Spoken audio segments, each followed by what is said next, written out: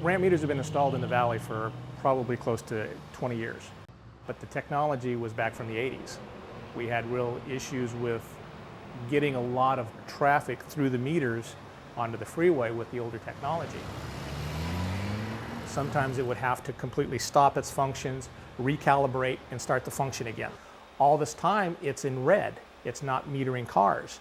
So there was a real breakdown in the ability to get cars on if there was a lot of inputs coming into the controller.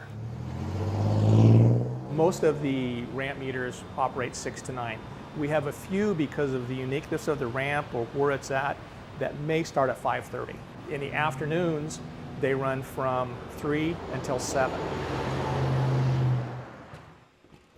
The project is actually funded through MAG, Maricopa Association of Governments, and it's the money from the Prop 400 that passed a few years ago.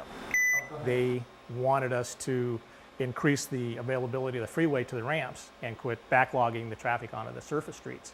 So with MAG money, we looked into new control systems, new software, and a new controller. The new controllers actually operate totally independent of each other, which means you can have 15 cars in one lane, no cars in the other lane, and it will give 15 straight greens and just maintain red on the left side. Where the older technology would give 2 greens and then a green to the non-existent cars. It would give 2 greens and 1 to the non-existent cars. So you can see that it really was not that efficient. Believe it or not, there's only 4 of us. 4 of us take care of the 300 ramp meters, the 200 cameras, 100 DMSs. And that includes knockdowns, power outages, power thefts, vandalism, equipment breakdown, all of these things that we still have to take care of along with doing the replacement. So we're stretched pretty thin. Our biggest complaint is ramp meters are great, but not on my ramp. Even though that it may not look on the freeway like your ramp needs to be metered, the bigger the queue, the more cars that impact the freeway at the major interchanges.